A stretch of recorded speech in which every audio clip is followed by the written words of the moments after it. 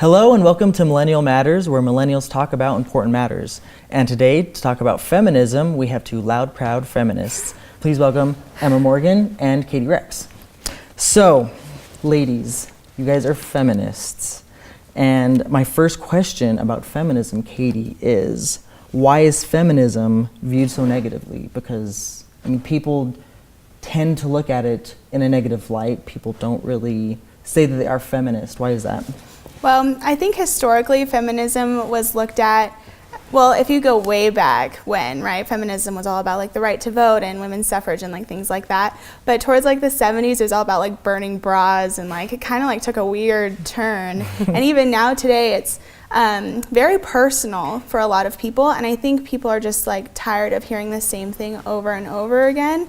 And especially like the last 10 years, it's just been blasted everywhere. And so I think that's where like the disconnect comes from. It's just like people are tired of hearing about it, but nothing is really getting done.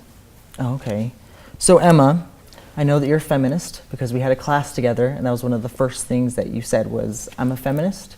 I remember you did your final presentation on feminism. And you did exactly what I'm going to ask you to do, which is define what the actual definition of feminism is. Awesome. So the actual definition of feminism is the social, political, and economic equality of the sexes. So if it's all about equality, why do you guys think that people say that they're not really feminists? Because some information that I got from YouGov is that when people were asked if they are feminists, 53% said that they're not. And actually what's really interesting is that 45% of women rejected the label as a feminist, and only 38% said that they're actually feminists. So where's the disconnect from it actually meaning equality and what people believe feminism is? Well, I think that the disconnect is feminism has a negative connotation attached to the name. People get angry that it's called feminism. They're like, well, why can't it be called equalism or whatever it may be? But the reason it's called feminism is because females are the ones who have been oppressed. They're the group that have suffered. And so that is why it's called feminism. I think that a lot of people focus on that 1% of misandrists who are women who believe they're superior to men, when in reality, feminism is equality.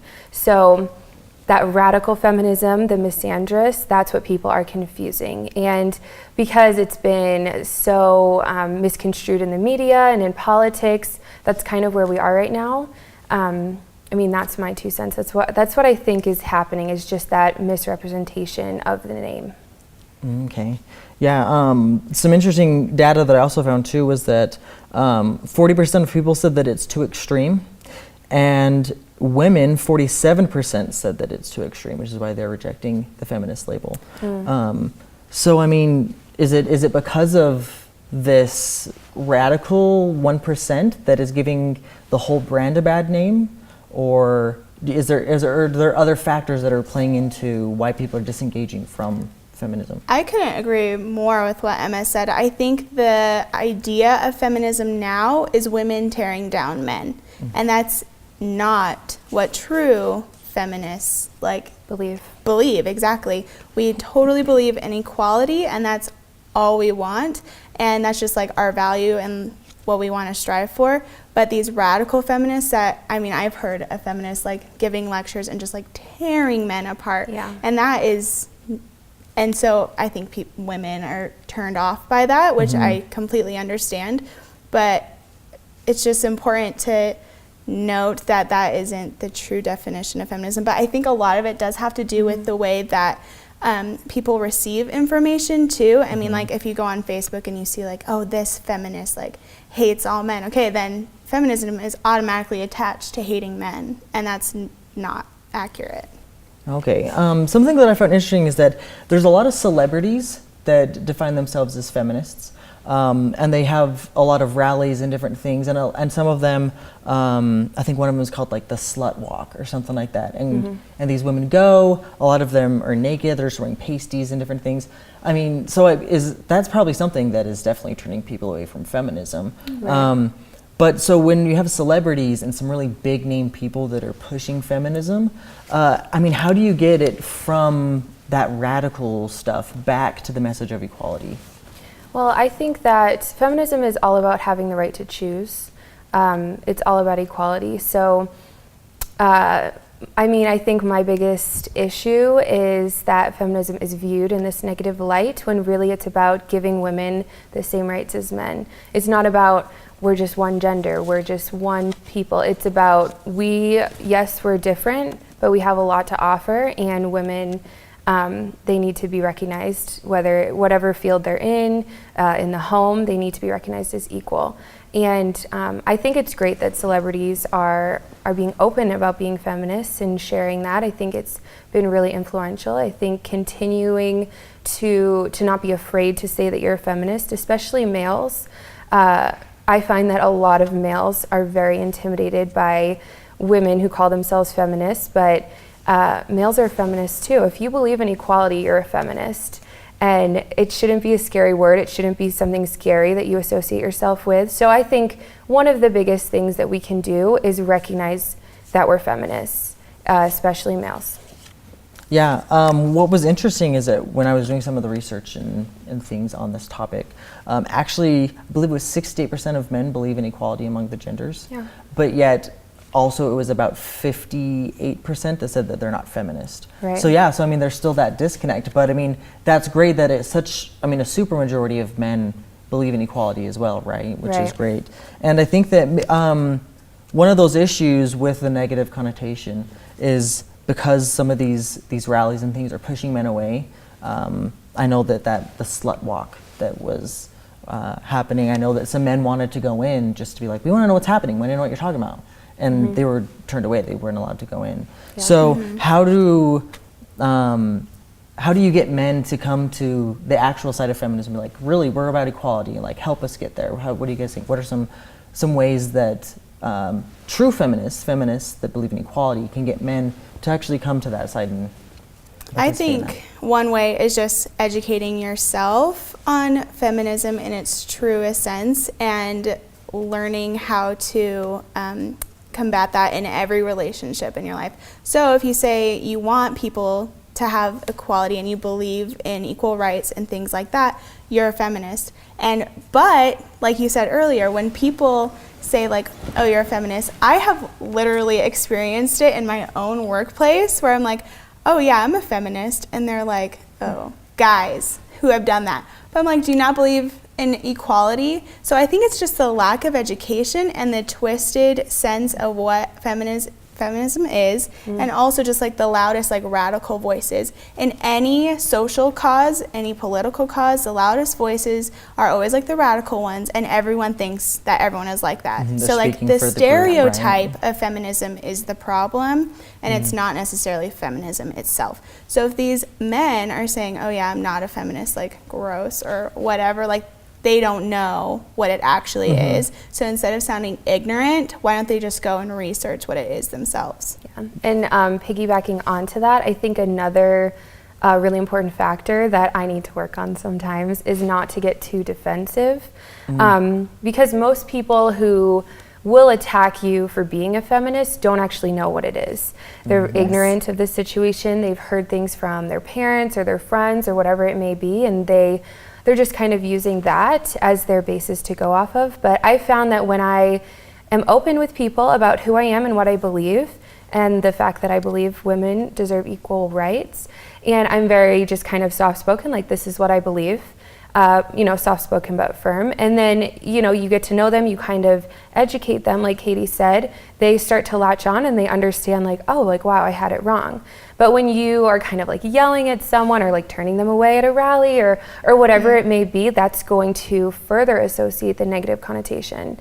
So the more open you can be with them and the more understanding you can be of where they're coming from, the easier it's going to be to be able to educate them on where you're coming from. Yeah. How do you, you mentioned in your workplace that you've had to educate some males. Do you guys believe that guys are coming to a better understanding of feminism or kind of jumping on the feminist train as well? I feel like they don't think it's an issue. And that's okay. the problem. I feel like they don't think like you are equal to us, which maybe that is like how they truly feel, but that isn't accepted. I don't know if that's the right word. Yeah. Or maybe is it not necessarily, is it not coming from like the top down? Is it maybe just the people that you're around believe in it, but it's not like well, it's not coming from the top? Or what do something you that I think? believe is that a lot of men or women or whatever it may be may think, well, like I'm not a feminist, like that stuff doesn't affect me. But it's not about it affecting you, it's about the people it is affecting. And you know, and it affects everyone, to be quite honest. Men are affected by feminism, by the lack of feminism, women are. It's just about opening your eyes to where and what place in their lives. So I think one of the biggest things is you need to understand that this is an issue that we are all experiencing, and we need to learn more about it and understand it and make it more of a comfortable conversation. Okay, so that's perfect. That actually leads me to one of my next questions, which is, so what is the current agenda for feminists? Agenda. Depends on who you talk Agenda, to. Yes. movement, like what is... My feminist agenda. So for the true feminists that are about equality, Yeah. what is the agenda? What are feminists pushing for these days for? Well, we're fighting for a lot of things. I think one of the number one things is definitely the gender wage gap. So a man is paid $1, and a woman, to every man's dollar, a white woman is paid 77 cents. A black woman is paid somewhere in the 60s, and Hispanic women are paid the lowest in the 50s. So to every man's dollar, they're paid about 50 something cents. That's one thing that I think, especially women in the United States, that's one feminist agenda item, I guess, that is really important to us. So why does that exist? Like, what is causing that wage gap? What a good question. So honestly, so the studies that have been done have been between a man and a woman who have the exact same amount of experience, have worked the exact same amount of time, and they're both in the exact same position, and the woman's getting paid less. I don't know why. That's what we're trying to figure out. That's why we're trying to change it. But, I think it kind of stems back from, the generation that's kind of running companies right now. They grew up in this era where women would stay home and women wouldn't work. And I think that has trickled down and has affected the women who are working now. So I think it's those social norms that have been, that haven't gone away for them. And then us as the rising generation, we are here to say, we matter, we're equal, we do the same amount of work, we deserve the same amount of pay. Just to piggyback off of that, I know a lot of people say like women are paid less because they get pregnant and have babies. Okay. I don't understand that. Like maybe like economically that like makes sense, but at the end of the day, if we're doing the same job in the same way, we should be getting paid the same. It's totally about equality, right? Another thing I've heard a lot is like that women often choose careers that pay less than men's careers, and I think we're seeing a different resurgence of that today. Like we have way more female doctors and lawyers, and it's awesome. But like when we're looking at data and specific like reports like that, we need to be smart about it and just make sure it's the same career type, they choose the same career path, like they've been working the same number of years, and just like looking at those things and being smart about decisions like that before opening our mouths. Right. I also, I think as well, women are afraid to ask for raises, and we're kind of afraid to be aggressive in that way, because we have been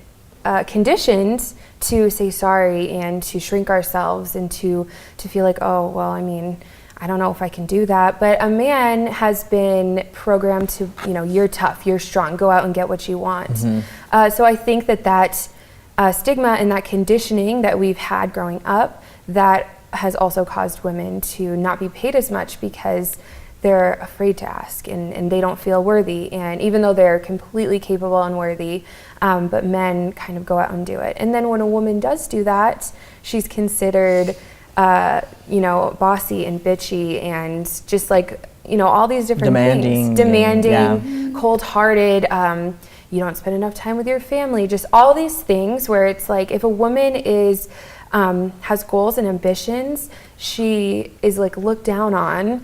But if a man does, everyone's good for him. So that's one thing that's really important to me to showcase, is that strong women shouldn't be alienated and looked down when what they're doing is they're trying to work hard for their family and provide and help. And it doesn't mean they're cold-hearted. It doesn't make sense that a man is viewed a certain way and a woman is viewed a certain way when they're acting the same. Yeah. Yes, that is one of my biggest things. I know, at least for me, just in places that I've worked and things like that, because Same. I'm so focused and driven, people associate that with a woman, and they associate it with cold and hard and not forgiving at all. And that is usually, the opposite for me, but that's the way that we're stereotyped. Yep. And so just because we're good at our job, if a man is driven and hardworking and on the ball about stuff, then they're just great at their job. And that is the most Very frustrating. annoying thing. Yeah. It's frustrating. I've been called mean multiple times, and I'm like, what are we, in kindergarten?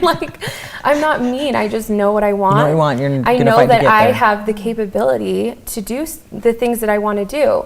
And it doesn't mean that I'm mean if I'm not gonna, oh, Emma, go do this. It's like, no, you do it. Yeah. Why should I do that? Even if we could take it a little bit step further and just think about our appearances. I know for both me and Emma, we look very put together. Yeah. I wear no color basically. I wear black and white and neutrals, and that's just how I am. I'm not really a colored person. Right. I'm You're very professional. Professional. Yeah. That's what we dress like. We're dress professional. professionals.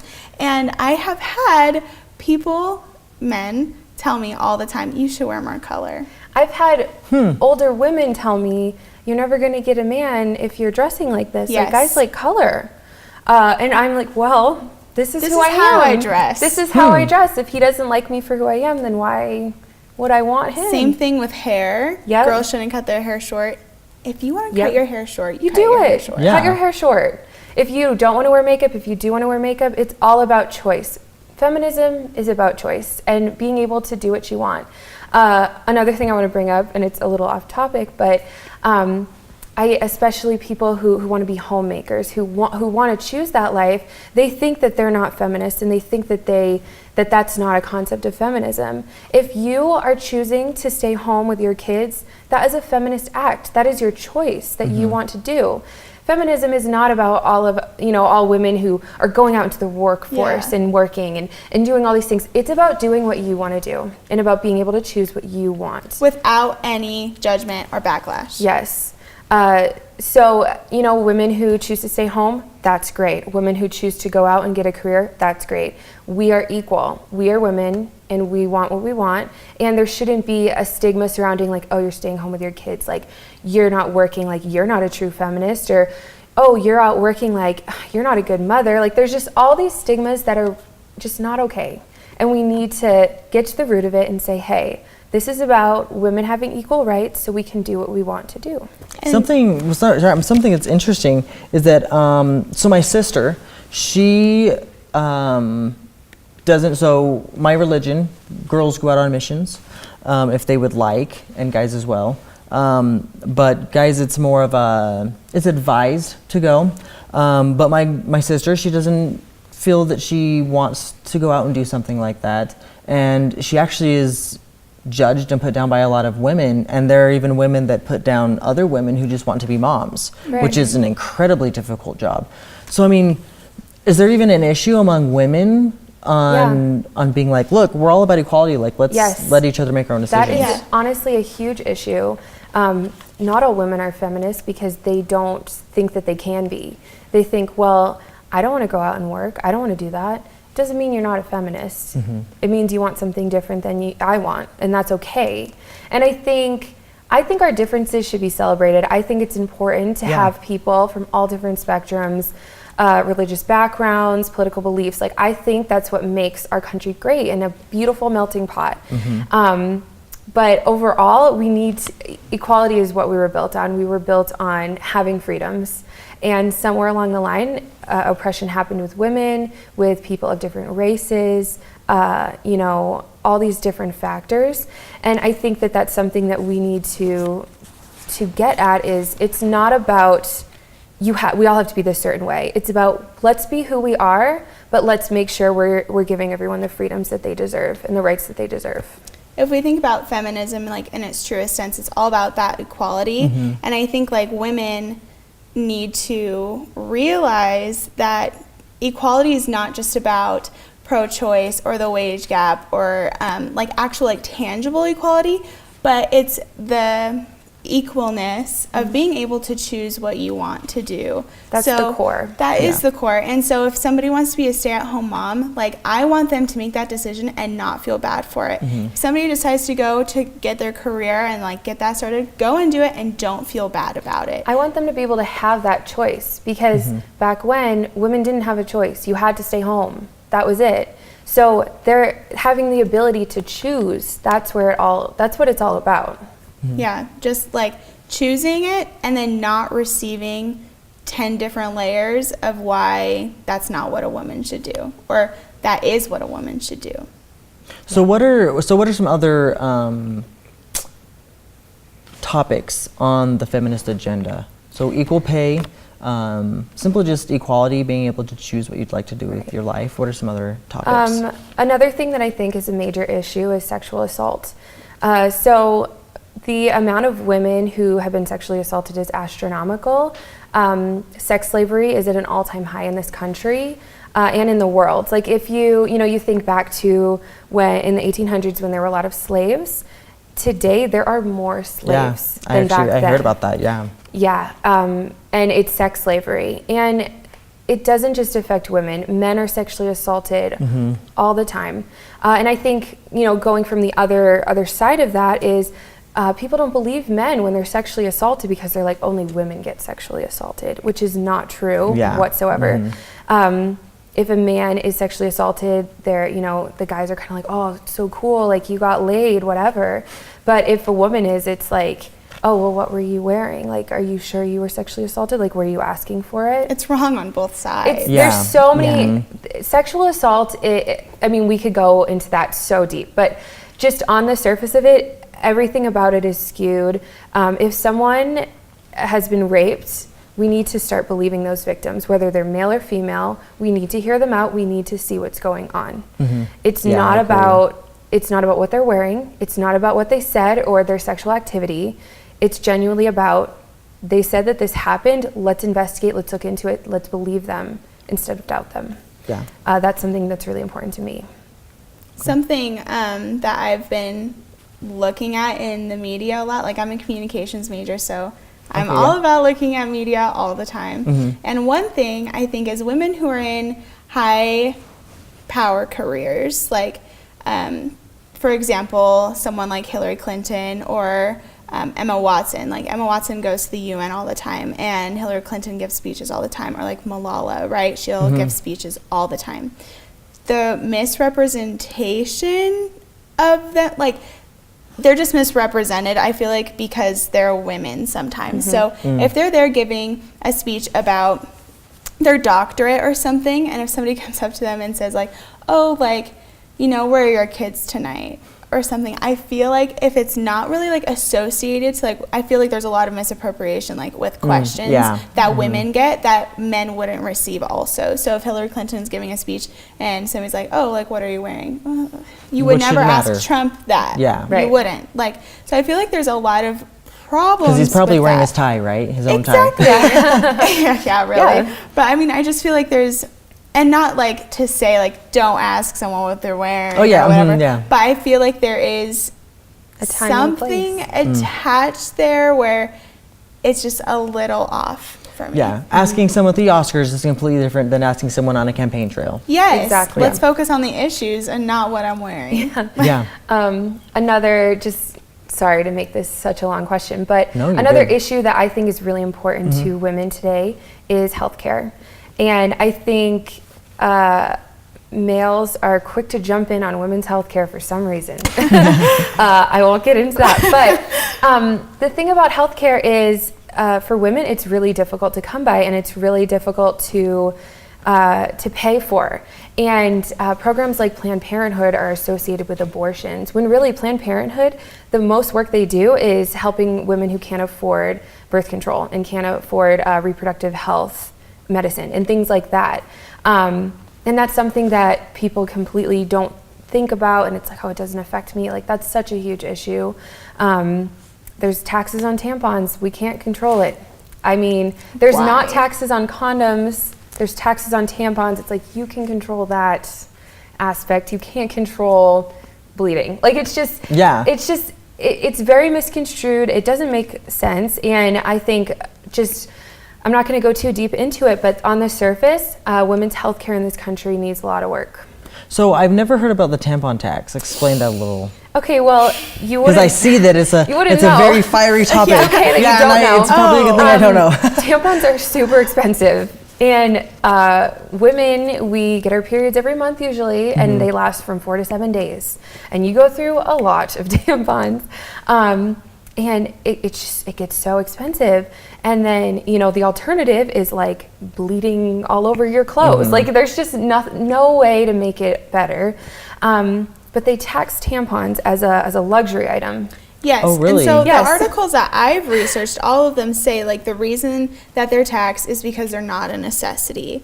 Not just tampons, all feminine products are taxed. And if I have anything to say about it, they're necessary. They're necessary. I don't understand. Especially tampons. Yeah, they're a luxury especially with the way our culture is, where if you were to just allow yourself to bleed everywhere, I think that they would really have a problem with that. So what else is on the list of luxury women's items? I actually don't know. I'm sure it has a lot to do with like medicines, like vaginal medicine and things like that. Okay. They'll like luxury items, which is just it's just foolish. It's just when you think about it, it's how is this a luxury? I'm like on my couch, like dying, like eating cookie dough, like I'm dead. Like, it's just not a luxurious time. So is there anything else that you guys see on the feminist agenda that you guys in particular, or maybe other feminists, are really fighting and pushing for? I mean, I think that those are some of the biggest things that we care about. If you really dig deep, there's just so many different ways you can go with this. I think one of the things, just kind of, I don't know how to say it, but just treating little girls, okay, here's one of my biggest things. Little girls are always like, you look so pretty today. Adults say, you look so pretty. And my whole life I was just, oh, you look pretty. And then if you don't hear that, you're like, oh my gosh, I'm not pretty, I don't have worth. Little boys, it's not as much like, yes, it's like, oh, you're handsome, but it's also like, you're tough, you're strong kind of thing. And why don't we do that for little girls? Because little girls grow up and they think that their appearance is their worth. And that's not okay. So that's just, that's that's something that's really important to me, is all the little girls in my life and the little boys, I make sure not to comment on their appearance. I comment on their values and their personality and their intelligence and who they are as a person. I think that that's something that we need to focus on, is not sexualizing women, especially from an early age. It's revolting. It's not okay. Yeah, I just have one other thing. I think also people group feminists with like the liberal movement, and liberals are much like more progressive, like they're faster at progressing in like social phenomenons, like something like feminism. Right. But like the reality of it is like, if it's equality, it should be about everyone. And so like, again, like I'm more of a conservative, and like I would still consider myself a feminist. Like, I do believe in equality, and like I do believe in like making sure women like have access to like the right type of healthcare and things like that. But just because I'm a feminist doesn't mean I'm a liberal, and just because I'm conservative doesn't mean I'm not a feminist. That's a really good point. Yeah. Because that's something that is actually really interesting that I'd like to bring up here in a second. So how do we get rid of these? How do we solve these issues? I guess is a better way to phrase the question. How do we solve the issues? Well, I think what I think is you have to start with you. You have to know what you're talking about. You have to be okay to say, hey, I'm a feminist, and to fight for your rights. I think that something that bothers me is when you're a feminist, but you don't get involved with what's going on. And like, it's great that you're a feminist and that you believe this, but like, what are you doing about it? Because to me, actions speak louder than words in all aspects of life. If you're not fighting for what you believe in, whether it's your religion, your political party, your whatever it is, whatever your beliefs are, I think that you should stand by them and do something about them.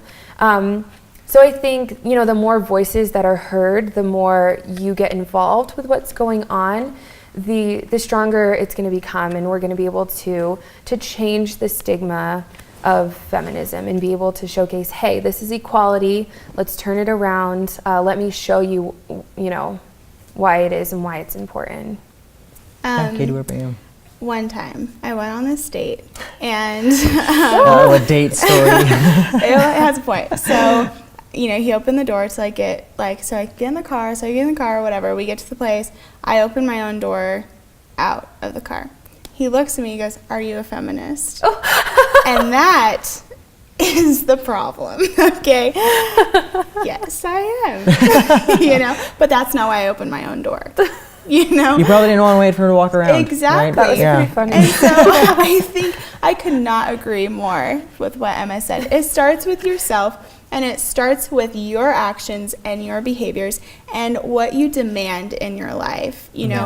Just because I wear all neutrals, black and white, everything all day. If somebody says wear color, I'm not going to start wearing color. Yeah. And just like being true to yourself and figuring out what like feminism means to you.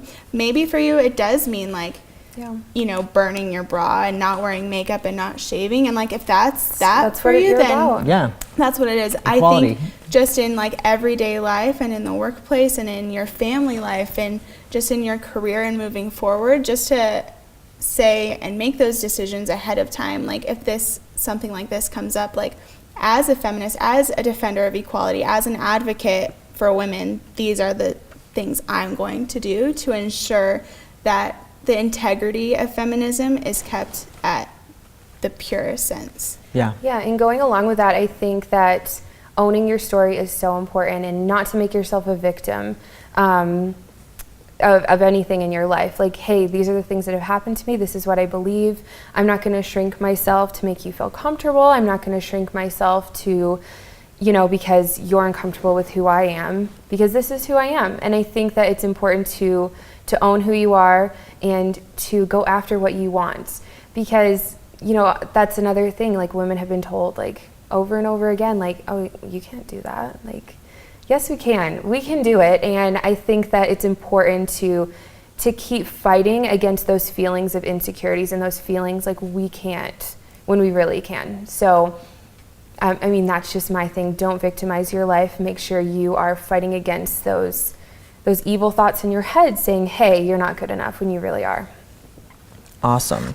So another question that I have is that, some very powerful, influential women, such as Melania Trump and Kellyanne Conway, they don't necessarily receive a lot of praise from feminists. Because Kellyanne Conway, the first woman to ever successfully run a presidential campaign. Love or hate Trump, a woman successfully ran a presidential campaign. Yeah. Melania Trump, she's only the second foreign first lady who wasn't born in America.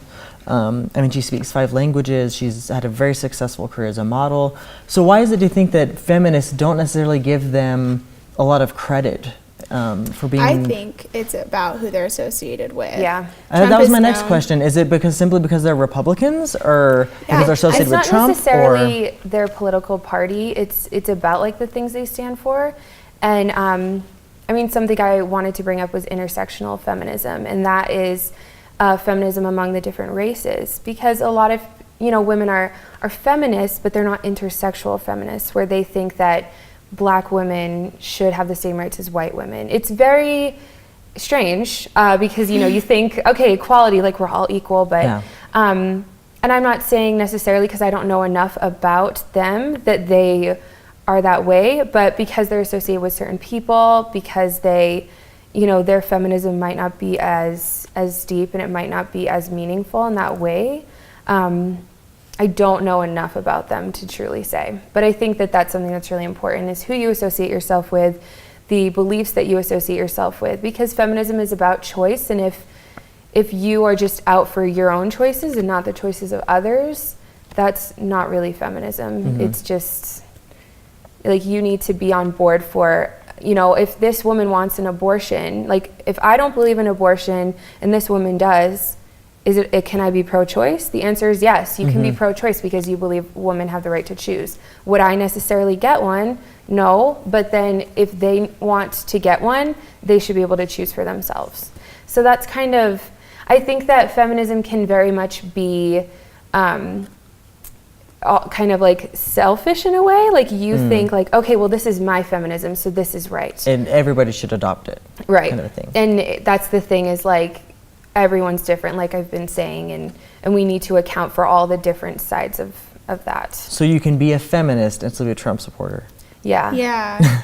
And I think that's like where those women, I mean, it depends on who's writing the article, I think. Yeah. But I Right. mean, those women are associated with someone who the world has associated as a misogynist, And right? have sexually assaulted women openly and told everyone about it.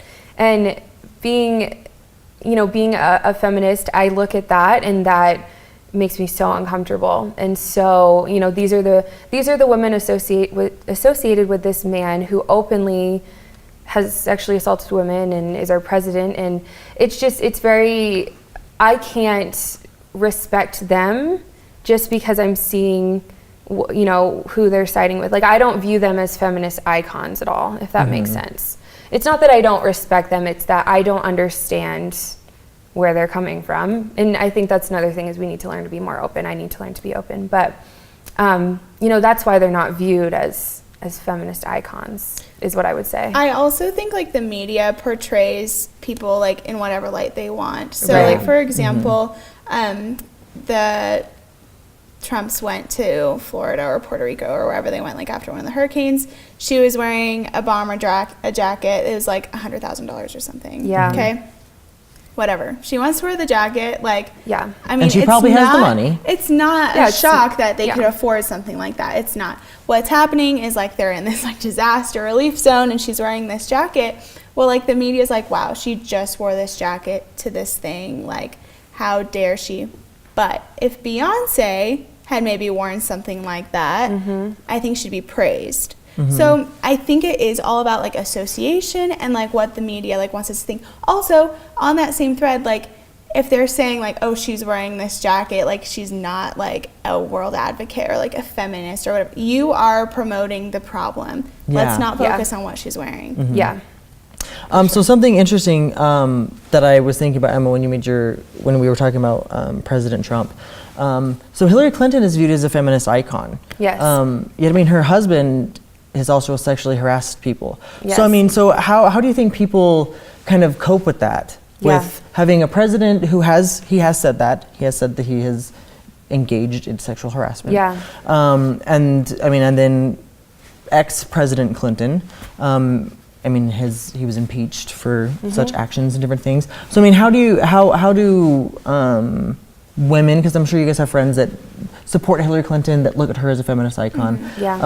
I mean, so how do they correlate that with like, oh well, it's okay that she's with a sexual harasser, but I mean. So I Yeah. actually, Yeah. I read an article about a Republican, openly like huge Trump supporter, and she commented on this exactly. And she said, when he like talked about like groping women, and she was like, she believes that was locker room talk. And she said, I've been surrounded by men my whole life. It's not uncommon to hear a man talk about something like that, right? Do I think that's okay? No, I'm not advocating at all. Yeah. But that's what she had said. And then she commented, Bill Clinton, I mean, same situation. So I think it's tricky, because as humans, we don't Yeah. want to accept that, but it's I don't know.